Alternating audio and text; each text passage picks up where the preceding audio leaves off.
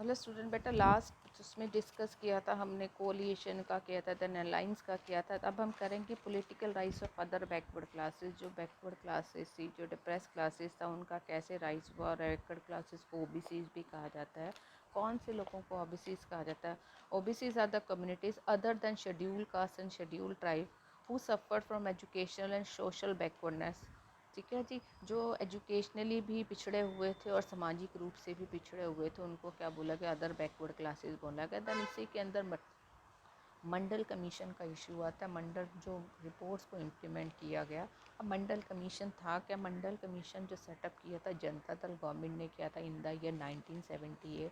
Then इनकी reports को लागू किया था, रिकमेंडेशन को लागू किया था मिस्टर वीपी सिंह ने जो था लागू किया था। एंड रिकमेंडेशंस क्या थी? एक तो मैंने आपको पहले ही बताई थी कि 27% सीट्स का रिजर्वेशन रहेगा in educational institution and government jobs for the backward classes है। सेकंड जो है लैंड रिफॉर्म्स किए जाएंगे जिससे जो है इस जो सेक्शन ऑफ अ सोसाइटी है उनको कुछ फ़ायदा हो सके। To improve the condition of the OBCs, OBC should be given reservation दी जाएगी किसमें? Scientific, technological, professional institution run by the central government में। सेंट्रल गवर्नमेंट जो भी ऐसे इंस्टीट्यूशन को रन कर रही है उनमें जो है ओबीसीज को एक तरह से रिजर्वेशन दी जाएगी ताकि वो अपनी अपलिफ्टमेंट का वर्क कर सके। Then special institution must be set up to give financial aid to the OBC, कि ओबीसी को जो है फाइनेंशियल एड प्रोवाइड की जाएगी ताकि जो है ये अपनी डेवलपमेंट का वर्क कर सके। अब इसका रिज़ल्ट क्या रहा? रिज़ल्ट मतलब कि क्या जो नतीजा निकला? इंटेंस वायलेंस हो गया ऑल ओवर इंडिया। जो दूसरी क्लासेस के लोग थे वो जो था इसके अगेंस्ट है कि सीट्स को क्यों रिज़र्व किया जाए एक particular section of the society के लिए। तो पूरा कंट्री में वायलेंस होकर इसका रिज़ल्ट क्या रहा था कि वीपी सिंह को जो था स्टेप डाउन करना पड़ा था, अपनी प्राइम मिनिस्टरशिप से जो था रेजिग्नेशन देना पड़ा था। अब हम करेंगे मंडल कमीशन था क्या?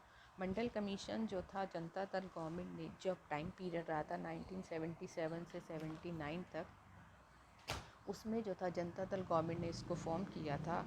अब क्या थी demand for reservation for the backward caste in north India at the national level. National level पे जो है अदर बैकवर्ड क्लासेस के लिए सीट का क्या किया जाएगा? रिजर्वेशन किया जाएगा। डिमांड थी कि किया जाए। देन कपूरी ठाकुर को इनिशिएटिव जाता है क्योंकि वो as a CM of Bihar जो था पायनियर कहा जाता है रिजर्वेशन के लिए।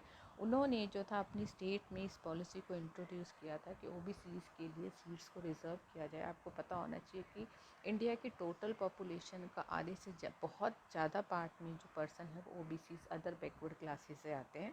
Then central government appointed commission को अपॉइंट किया इन द ईयर 1978।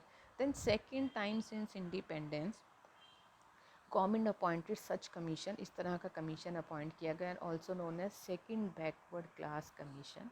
जो चेयरमैन थे मंडल कमीशन का दूसरा नाम क्या है? Second backward class commission. और इसके चेयरमैन थे बीपी मंडल। बीपी मंडल की फुल फॉर्म है बिंदेश्वरी प्रसाद मंडल। क्या सेटअप किया इन्होंने? क्या देखना था इनको? इनको चेक करना था, इन्वेस्टिगेट द एक्सटेंट उस सीमा को देखना था कि जो ओबीसीज हैं वो एजुकेशनल और सोशल रूप से कितने पिछड़े हुए हैं। देख इन्होंने क्या सुजेशंस क्या देंगे, रिकमेंड करेंगे way to identify these backward, कि ये जो बैकवर्ड क्लासेस हैं इनको आइडेंटिफाई करने का कौन सा तरीका अपनाया जाए। तो ये सारा जो था मंडल कमीशन के अंदर जो बीपी मंडल थे उनको चेक करना था। दैन इन्होंने अपने रिकमेंडेशन को दिया बेटा इन द ईयर 1980 में जनता दल पर दिया। तब तक जनता दल गवर्नमेंट गिर गई थी तो इनकी रिकमेंडेशंस को क्या हुआ? लागू नहीं किया जा सका, वो वैसे का वैसे ही रह गया। देन अगस्त 1990 में जब नेशनल फ्रंट गवर्नमेंट पावर में आई है under the leadership of mister VP Singh, तो उन्होंने जो था मंडल कमीशन की रिपोर्ट्स को क्या कर दिया? जो था इम्प्लीमेंट कर दिया। ठीक है जी। देन वो हम डिस्कस किया कि ऑल ओवर इंडिया एजिटेशन गिर गया, प्रोटेस्ट हो गया। तब सुप्रीम कोर्ट ने इन बिटवीन जो कह सकते हो इंटरफेरेंस किया और क्या कहा कि 27% से 50% से ज़्यादा रिजर्वेशन तो होगा ही नहीं। ठीक है, और 27% से ज़्यादा रिजर्वेशन ओबीसीज़ को नहीं दिया जाएगा। 50% जो है आप कह सकते हो जर्नल के लिए है, तो 50% जो है शेड्यूल का शेड्यूल ट्राइब। तो अगर किसी को रिजर्वेशन देना है तो उसी 50% में से मिलेगा, उससे ज़्यादा नहीं मिलेगा। देन है पॉलिटिकल फॉलोआउट, क्या गिरावट आई इंडियन पॉलिटिक्स में और कौन कौन से सेक्शंस ऑफ द सोसाइटी उभर के सामने आए। तो पॉलिटिकल फॉलोआउट में हम करेंगे कि पॉलिटिकल ऑर्गेनाइजेशन ऑफ दलित्स का फॉर्मेशन हुआ इन द ईयर 1978 में, जिसको वामसेफ के नाम से जानते हैं। वामसेफ आपने 10th क्लास में भी पढ़ा होगा इसके बारे में। इसकी फुल फॉर्म है backward and minority community employees federation, full form आपको आ सकती है। क्या कहा इसने, took a strong position in favour of the political part of the Bahujan, की जो बहुजन समाज है, जिनका नंबर ज़्यादा है, उनको जो है राजनीति में पूरा हक मिले। और इसमें बहुजन समाज किन की पर्टिकुलर बात की गई, शेड्यूल का, शेड्यूल ट्राइब्स एंड ओबीसीज जो एक तरह से पिछड़े हुए थे। देन बीएसपी मतलब बहुजन समाज पार्टी, जिसको आप मायावती से याद कर सकते हो। और इनका फॉर्मेशन किया था 1984 में, जो है ये आपको 6 लग रहा होगा, ये 84 है, कांशी राम ने किया था। ठीक है जी। अब बहुजन समाज क्या थी, स्मॉल पार्टी थी supported by large number of Dalits जो थे सपोर्ट कर रहे थे। इसका जो कह सकते हो जनाधार है, कहाँ कहाँ लोग इसको जानते हैं, तो पंजाब है, हरियाणा है, उत्तर प्रदेश। और इसका सिंबल आपको पता होगा, जो एलिफेंट का सिंबल है वो बहुजन समाज वालों का सिंबल है। दैन 1989 में और 1991 के इलेक्शन में जो था, इन्होंने कह सकते हो कि इनको बहुत ज़्यादा सफलता मिली है। देन यूपी में जो है इन्होंने अपनी गवर्नमेंट का क्या क्या फॉर्मेशन किया। देन मैंने आपको बताया था हिंदुत्व, तो हिंदुत्व का आइडिया वीडी सावरकर ने दिया था, तो उसके बारे में थोड़ा सा डिस्कस करेंगे हिंदुत्व के बारे में। हिंदुत्व का जो आइडिया दिया था वो किसने दिया था, वीडी सावरकर ने दिया था। अब उनका क्या मत, हिंदुत्व मतलब Hinduness, define basis of being an Indian and Indian nationhood. Basically, members of the Indian nation must accept the India as a their fatherland. हम कहते हैं इंडिया हमारी मातृभूमि है, भारत हमारी मातृभूमि, मातृभूमि नहीं, उसको उन्होंने फादरलैंड मतलब पिता के रूप में आप एक्सेप्ट करो इंडिया को, but also as a their holy land, और उसको अपनी जो है पवित्र भूमि के रूप में भी स्वीकार करो। अब जो इसको बिलीव करने वाले, तो उनका क्या आइडिया था, India can made a strong nation, India एक स्ट्रॉन्ग नेशन कब बन सकता है, on the basis of strong and United national culture. जब तक हमारा कल्चर जो स्ट्रॉन्ग और यूनाइटेड नहीं होगा, तब तक इंडिया क्या है, स्ट्रॉन्ग नहीं बन सकता है। They also believe that only Hindu culture can provided the basis of for such unity, की और हिंदू कल्चर ही वो यूनिटी जो है प्रोवाइड कर सकता है। तो हर किसी का अपना आइडिया, हम किसी धर्म को गलत नहीं कह रहे हैं, जो हिंदुत्व के आइडिया पे बेस कर रहे थे, ये उनका आइडिया था। दैन जो है उस टाइम की 2 डेवलपमेंट्स हुई हैं कि 1986 में बीजेपी ने जो था अपने आप को और गांधीयन सोशलिज्म से अपनी आइडियोलॉजी को चेंज करके क्या कर दिया था, हिंदुत्व, तो अपनी पार्टी को अब किस पे बेस कर लिया था, हिंदुत्व के आइडिया के ऊपर बेस कर लिया था। देन नेक्स्ट जो है शाह बानो केस, तो ये इम्पॉर्टेंट केस है। शाह बानो केस जो है बेटा, आपने 3 तलाक का सुना होगा, तो ये वैसा ही एक केस है। इसमें एक मुस्लिम जो लेडी थी, उसने जो था एलुमनाई मांगी थी, तलाक जो भत्ता मांगा था उससे अपना, कि तलाक के बाद उन्हें जो है एलुमनाई मिले, तो वही डिस्कस करेंगे। केस जो था अबाउट 62 ईयर्स ओल्ड जो थी डाइवोर्स वूमन थी, उनका नाम था शाह बानो। 1985 में जो था she filed a case against her husband for demanding a living allowance for her, कि अब मेरे को जो है मेरा जो है तलाक हो गया, तो मेरे को गुजारा भत्ता जो है मेरा हस्बैंड प्रोवाइड करे। सुप्रीम कोर्ट जो था रूल्ड इन हर फेवर, सुप्रीम कोर्ट ने उसके फेवर में किया कि हाँ ठीक है, उसके हस्बैंड को उसका जो है गुजारा भत्ता देना पड़ेगा। बट कांग्रेस जो था इसको अपोज किया कांग्रेस ने, कि जो सुप्रीम कोर्ट है उसने डिसीज़न जो है ठीक नहीं दिया, हमें किसी के पर्सनल जो है मैटर्स के अंदर क्या करना चाहिए, इंटरफेरेंस नहीं करना चाहिए। ठीक है, तो कहीं ना कहीं जो था कि हम मुस्लिम पर्सनल लॉ के अंदर इंटरफेरेंस कर रहे हैं, मुस्लिम लोगों को एक्सेप्ट नहीं होगा, तो उन्होंने इसको अपोज़ किया। This action of the government was opposed by women and Muslim groups. ठीक है, तो इसके बाद जो है बीजेपी ने जो था कांग्रेस की इस पॉलिसी को क्या क्या क्रिटिसाइज़ किया, कि उन्हें लग रहा था कि नहीं, एक जो है जो रूल है वो सबके लिए एक होना चाहिए। हिंदू अगर लेडी है, अगर उसको डाइवोर्स लेना है तो उसको एलुमनाई मिलेगी, तो मुस्लिम उसको भी मिलनी चाहिए, तो किसी तरह का कोई भेदभाव नहीं होना चाहिए। देन इन द ईयर 1986 जो था government pass the Muslim women protection act. ठीक है, जिसमें राइट ऑन डिवोर्स एक्ट 1986 जो था दैट नलीफाइड द, जो सुप्रीम कोर्ट का डिसीज़न था उसको नलीफाई कर दिया, कि उसको गुजारा भत्ता मिलना चाहिए कांग्रेस की गवर्नमेंट ने, तो कहीं ना कहीं जो था बीजेपी ने जो है इस इशू को अपने साथ रखा। ठीक है, देन अभी कुछ ईयर 1 और 2 ईयर बैक जो था ये ट्रिपल तलाक और अलुमनाई का जो था उन्होंने बिल्कुल जो था ख़त्म कर दिया। देन अभी मैंने आपको बाबरी मस्जिद के बारे में बताया था, तो अब थोड़ा सा अयोध्या इशू को हम डिस्कस करेंगे। अयोध्या इशू जो था सेकंड डेवलपमेंट है इंडियन पॉलिटिक्स में। अब क्या ऑर्डर किया था, फैज़ाबाद कोर्ट ने ऑर्डर किया इन द ईयर 1986 कि बाबरी मस्जिद के जो प्रेमिसेस को जो लॉक किया गया था इन द ईयर 1940, उसके जो हैं लॉक को खोल दिया जाए। ठीक है जी, और बोथ हिंदू एंड मुस्लिम को वहाँ पे प्रे करने का मौका दिया जाए। ठीक है, अब ये था क्या, बाबरी मस्जिद है क्या है कि 16th सेंचुरी में जो है 16th सेंचुरी की एक मॉस्क थी, मॉस्क मतलब मस्जिद थी जिसको बिल्ड किया था मीर बाकी ने। तो यहाँ पे अब ध्यान रखना कि वन वर्ड के कौन से क्वेश्चंस आपको आ सकते हैं। मीर बाकी ने, कौन था मीर बाकी? मुस्लिम जर्नल था अंडर बाबर के, जो फौज जब भारत में आई थी उसने आक्रमण किया था, तो उसके अंदर मुस्लिम जर्नल था। तो ऐसा कहते हैं कि उसने हिंदू मस्जिद को तोड़ के जो था, हिंदू मंदिर को तोड़ के मस्जिद का निर्माण किया था। देन हिंदू बिलीव कि मॉस्क जो था बिल्ड किया गया था, डिमोलिश किया गया था टेम्पल को। टेम्पल किसके था? लॉर्ड रामा से एसोसिएट था, एज अ बर्थ प्लेस था। ठीक है जी, और मॉस्क को जो था लॉक्ड किया गया था इन द ईयर 1940 में जो था लॉक कर दिया गया था। देन 6 दिसंबर 1992 वो डे था जिस दिन जो था मस्जिद को गिरा दिया गया, कार सेवक्स ने गिराया था। ठीक है जी, ऑल ओवर इंडिया बहुत सारा क्लैशेस हुआ था हिंदूज़ एंड मुस्लिम के। जब 1993 में जो था मुंबई में बॉम्ब ब्लास्ट हुए थे, वो भी इसी का एक रीज़न था। अब इसका रिज़ल्ट क्या रहा था? मस्जिद गिर गई, रिज़ल्ट क्या रहा? स्टेट गवर्नमेंट को जो था सेंटर ने डिसमिस कर दिया।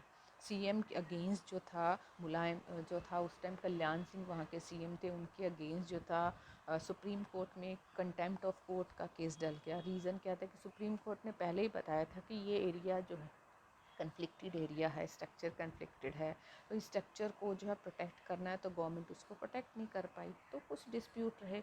दैन बीजेपी को अपने इस काम के लिए ऑफिशियली, क्योंकि बीजेपी का नाम इसमें आया था कि बीजेपी और उसके कार सेवकों ने जो था मस्जिद को गिराया, तो बीजेपी ने जो था एक तरह से क्या कहा, माफ़ी मांगी कि गलत हुआ है। सेंट्रल गवर्नमेंट ने कमीशन को अपॉइंट किया, मस्जिद तो टूट चुकी थी, कमीशन अपॉइंट हो ना हो कोई फ़र्क नहीं पड़ता है। और ये जो था यहीं से सेक्युलरिज्म के ऊपर जो था, सबसे धर्मनिरपेक्षता के ऊपर डिबेट जो था शुरू हो गया था। देन आपने जो है गुजरात रॉयट्स के बारे में सुना होगा, also known as anti Muslim riots in Gujarat, जिसमें प्राइम मिनिस्टर नरेंद्र मोदी का नाम जो है बहुत बार आता है, अमित शाह का नाम बहुत बार आता है। तो वो क्या था, in the year March February and March 2002 large scale violence was erupted against Muslim in Gujarat. तो गुजरात के अंदर जो मुस्लिम थे उनके अगेंस्ट जो था एक वायलेंस शुरू हुआ 2002 के अंदर।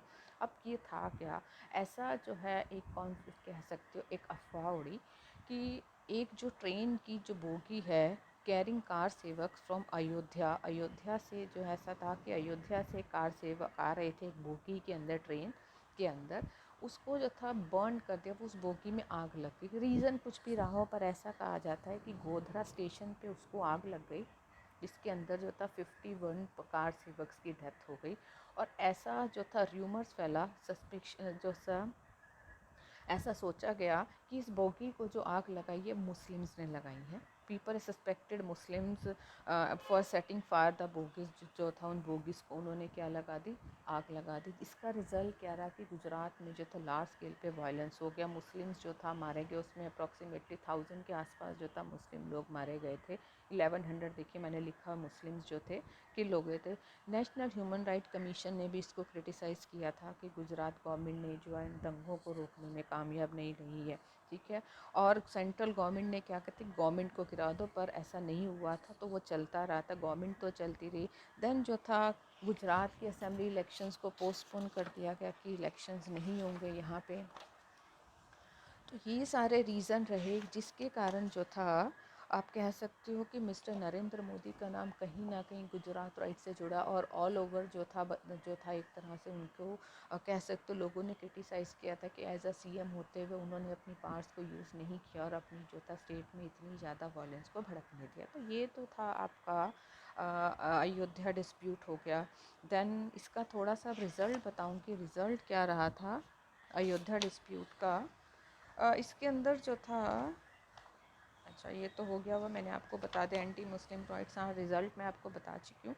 देन जो नेक्स्ट है एमरजेंस ऑफ न्यू कंसेंसस कि इंडियन अब क्या नए कंसेंसस बने, कि अब जो देखो कि बैकवर्ड सेक्शंस है, शेड्यूल टाइप सब ने की इम्पोर्टेंस जो थी बढ़नी शुरू हो गई थी।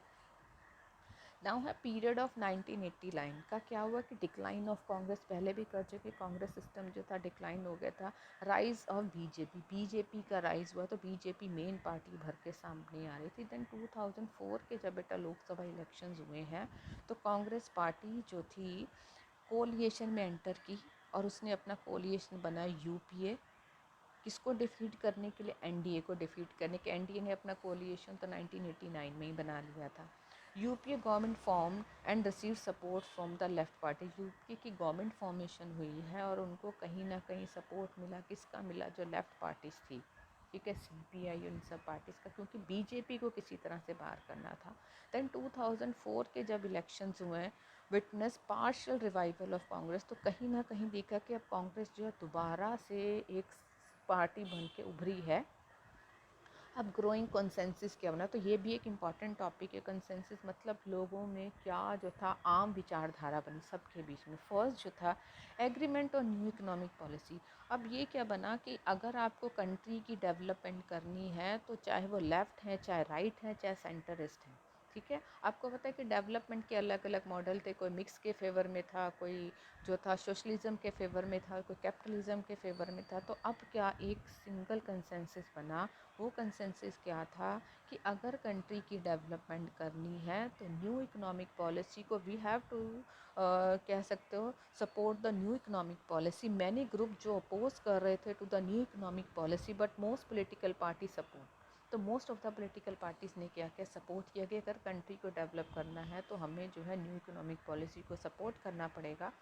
most of the party believe that these policies would lead the country to prosperity, कि अगर हम इन पॉलिसीज़ को अडॉप्ट करेंगे तो मोस्ट ऑफ द क्या होगा, कंट्री जो है प्रॉस्पेरिटी की ओर जाएगा, स्टेटस उसका बढ़ेगा, इकोनॉमिक पावर जो है वर्ल्ड की बढ़ के सामने आएगा। तो न्यू इकोनॉमिक पॉलिसी मैंने पता है कि 1991 में अडॉप्ट की थी।